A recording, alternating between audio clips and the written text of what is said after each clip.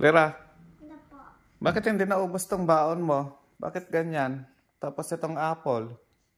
Sabi ni Mami po to eat the grape in half. Ate the grape in half. Yes. So, Kaya ganyan kinagat-kagat mo na lang. Ngek, paano yan? Ano ba sabi ni Mami? I-bite mo lang in half? Nako po, si Mami talaga hindi marunong magbigay ng ano, no? Instruction? How can you graduation? Kapag mali-mali yung construction. Sabi niya, i-bite mo yung half bago mo ubusin lahat. Tignan mo ang ginawa mo, oh. Kinagat mo, hinati mo tig-isa. Ay, nako.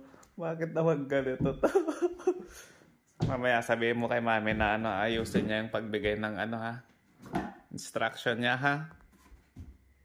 Tignan natin mamaya kung anong magiging reaction niya dito sa bite in half na sinasabi niya.